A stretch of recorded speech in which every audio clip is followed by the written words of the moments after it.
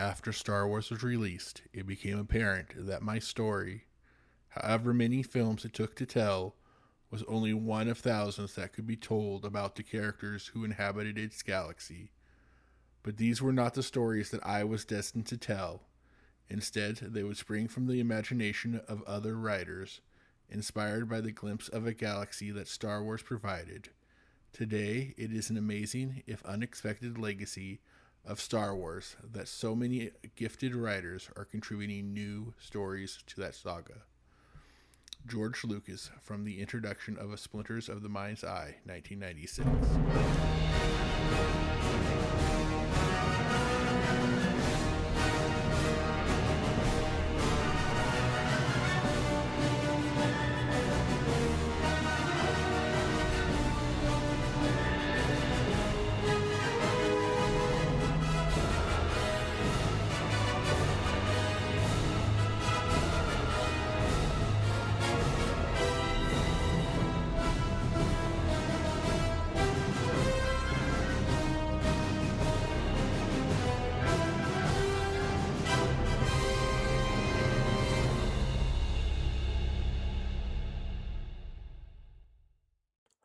Welcome back to the Skywalker Files from a certain point of view. I'm your host, Dormamu, and today we're taking a trip to a conflict you may not have even realized existed, but one that shaped the Republic and the Jedi Order leading into the Phantom Menace. This is the Stark Hyperspace War, a Dark Horse comic story arc published in 2001. Unlike some of the more swashbuckling adventures in the expanded universe, this one feels almost like a Star Wars history lesson, a chronicle of a war fought not with star destroyers and superweapons, but with supply lines, blockades, political maneuvering, and a mercenary leader named Stark who thought he could hold the galaxy hostage. It's also the story of how a young Plo Koon earned his seat on the Jedi Council, of how Qui-Gon Jinn and Obi-Wan Kenobi faced one of their earliest joint missions, and of the uneasy role of the Jedi as peacekeepers caught between galactic politics and war profiteers. This is one of those comics that fills in the cracks between eras, pulling threads from the Old Republic's reliance on hyperspace trade, showing how the Republic Senate could be manipulated, and setting the stage for the kinds of galactic crises that Palpatine would later exploit to seize power. So sharpen your vibro quills, because today we're opening the archives and diving into the chronicles of the Stark Hyperspace War.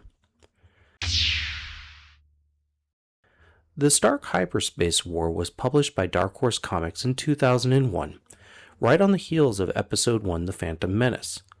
Written by John Ostrander and illustrated by David Fabry, it ran for 4 issues, later collected in trade paperback form. Ostrander, by this point, was already becoming a defining voice of Star Wars comics. He had a knack for writing stories that weren't just adventures but explorations of the Jedi as people, the Republic as an institution, and the larger moral questions lurking in George Lucas's galaxy. Fabry's art, meanwhile, brought a clean and dynamic style that gave life to both Senate debates and lightsaber duels. In terms of timeline placement, the Stark Hyperspace War occurs roughly 44 years before the Battle of Yavin, so about a decade before the events of the Phantom Menace. This means we're dealing with a younger Jedi Council, a more naive Republic, and Jedi Knights like Qui-Gon Jinn and Plo Koon are just beginning to establish their reputations. It's essentially an origin story for both Plo's council seat and the Republic's growing dependency on centralized trade networks, a subtle precursor to the corruption vulnerability that Darth Sidious would later exploit.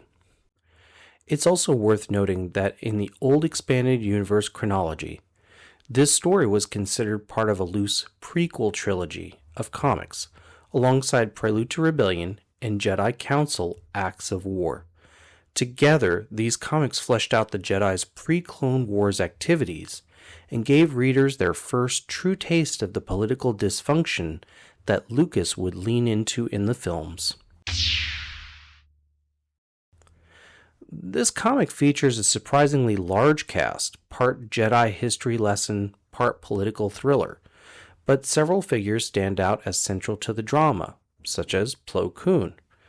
Long before becoming a fan favorite background Jedi with a cool mask and an orange lightsaber, Plo was given a proper expanded universe origin story.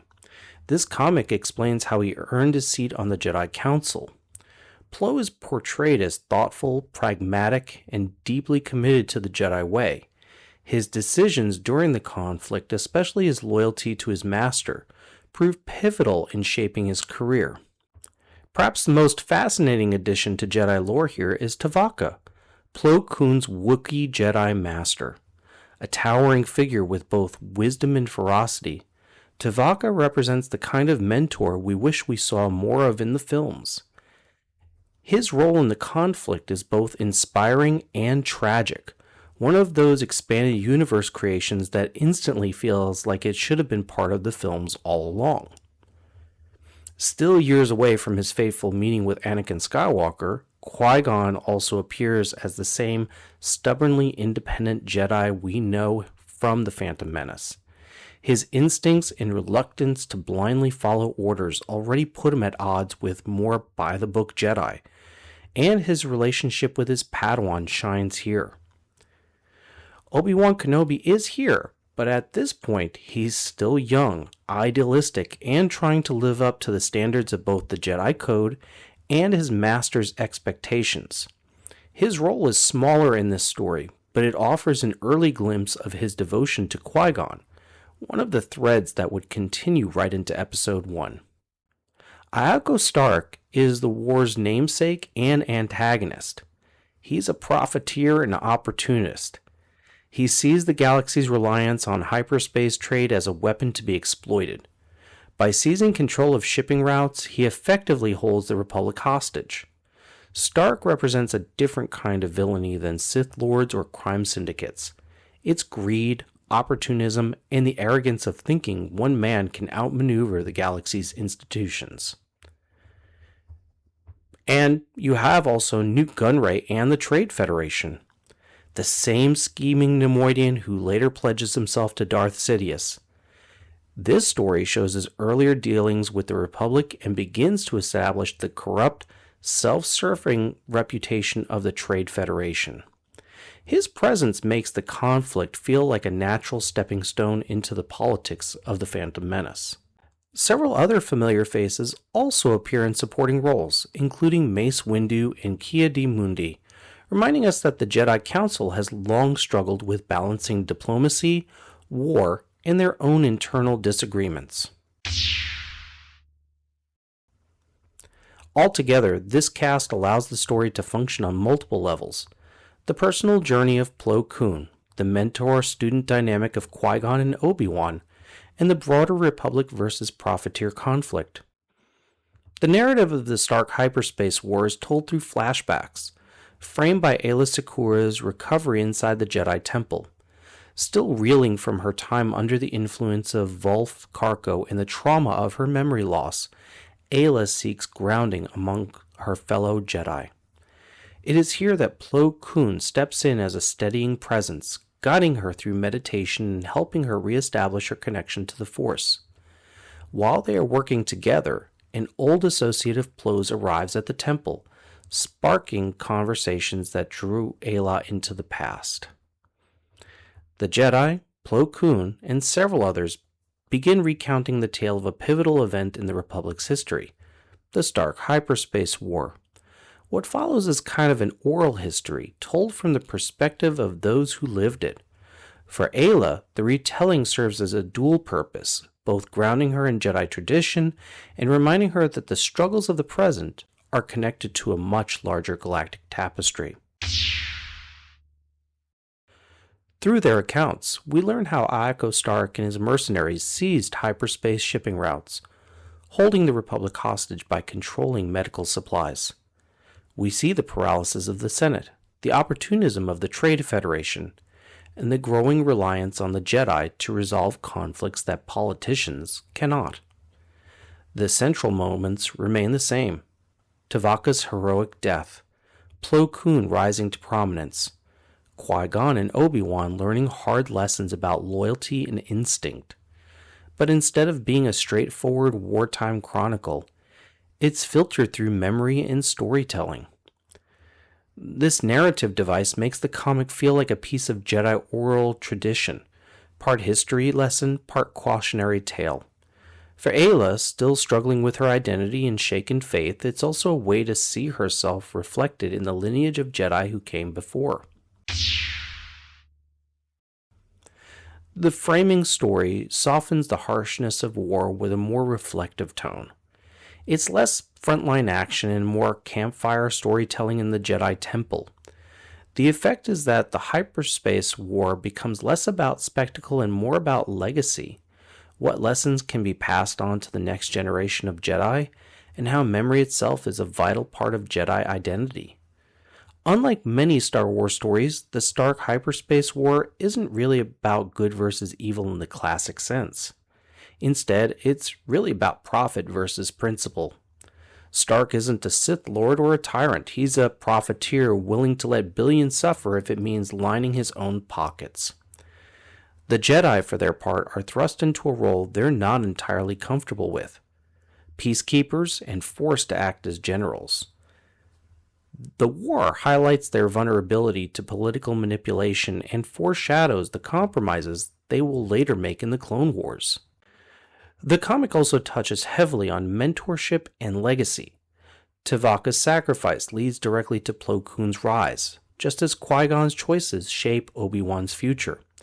The story reinforces the idea that Jedi history is built on a chain of master-to-apprentice relationships, each decision rippling outward into galactic consequences. Finally, there's the theme of systemic fragility. The Republic looks mighty on paper, but Stark proves how weak it is when logistics falter and when greed overrides governance. It's no wonder Palpatine later had such an easy time orchestrating its downfall. The cracks were already showing here. What makes the Stark Hyperspace War so compelling isn't just the conflict itself, but the way it threads into the wider fabric of the prequel era. It's not a story that stands on its own, it's part of a chain, one link pulling against the next until the entire Republic begins to unravel. The framing story, with Aayla Secura recovering the Jedi Temple, ties it directly into the larger Republic comic arc. Having lost herself to Volf Karko's manipulation, Aayla is piecing her life back together, and hearing the tale of the Stark War is almost like listening to family history. Through Plo Koon and the other Jedi, she reconnects not just with her own memories, but with the Jedi's collective past. The message is clear. Every Jedi carries the weight of those who came before. This same theme of memory and legacy ripples outward into other expanded universe stories. Ki-Adi-Mundi's struggles in Prelude to Rebellion had already hinted at the Republic's slow decay, with systems caught between loyalty to the Senate and frustration at its inefficiency. The Stark Hyperspace War shows those cracks widening, as the Senate proves unable to handle a crisis without stumbling into gridlock. From there, James Luceno's Cloak of Deception picks up the political thread, delving deeper into the Trade Federation's rise to power. Where Ostrander's comic shows the conflict in action, fleets clashing, Jedi negotiating, a war profiteer choking the Republic's lifelines, Luceno shows the same corruption on paper in backroom deals and endless bureaucracy. Together, the two works demonstrate that the Republic was already rotting from within long before Sidious ever set foot in the Senate. Ripple effects don't stop there. The Trade Federation, emboldened by their growing influence in the aftermath of the Stark War, becomes an easy target for Sith manipulation. By the time we reach Darth Maul Shadowhunter, Nute Gunray and his fellow Neimoidians are already pawns in a larger game, willingly tying themselves to Darth Sidious in the hope of securing even more power. The Stark War almost feels like a rehearsal for the Clone Wars, a smaller stage, but with all the same elements in play. Opportunists exploiting chaos, corporations treating lives as bargaining chips, and Jedi stretched thin between their ideals and the Senate's demands. In this way, the Star Hyperspace War doesn't just recount a piece of history, it foreshadows the galaxy's future. The Clone Wars didn't appear out of nowhere. The systems were already fragile, the corruption already entrenched, and the Jedi already drifting into roles they were never meant to fill. The war Stark began was simply an early crack in the dam, one that would burst open within a generation. When you step back from the Stark Hyperspace War, what's striking is how different it feels from most Star Wars stories. There's no Death Star, there's no Sith pulling strings in the shadows of every scene, and no chosen one prophecy guiding events. Instead, it's a story about how fragile the Republic truly was, and how ordinary greed could shake the galaxy as much as any Sith Lord. At the same time, it's deeply personal.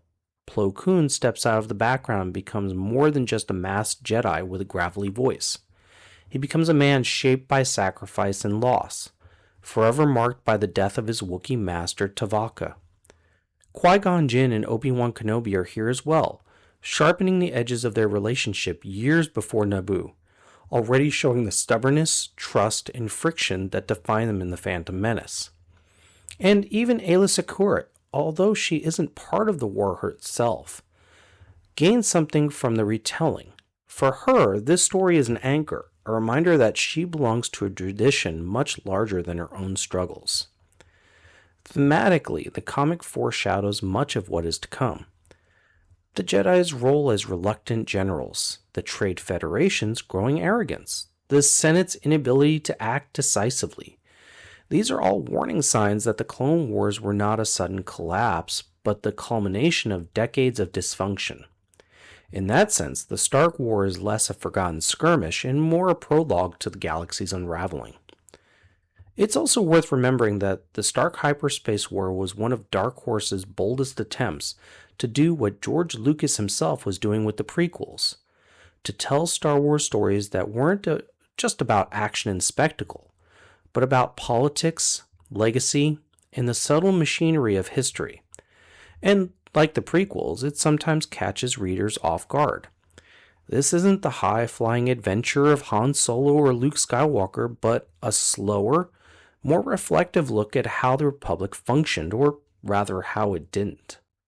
So in the end, what do we make of it? I'd say it's essential reading for anyone who wants to understand the galaxy as more than just the stage for the Skywalker saga. It's about the Republic as a living, flawed entity, about the Jedi as guardians walking an increasingly dangerous tightrope, and about how even forgotten wars can shape the destiny of the galaxy. And that wraps up our exploration of the Stark Hyperspace War, a tale of greed, politics, and the fragile threads holding the Republic together. It reminds us that not all wars are fought with lightsabers alone. Sometimes the most dangerous battles are fought in boardrooms, shipping lanes, and the quiet moments when a young Jedi must step into the shadow of a fallen master.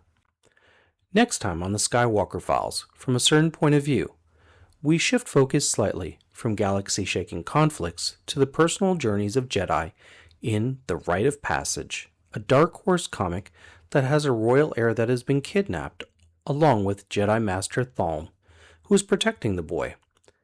Now 2 of Thalm's former Padawans have teamed up to rescue their master, unaware of the forces arrayed against them. Their most immediate foes are a father and son team of Morgukai assassins, who have the training and the weapons to go toe-to-toe with Jedi.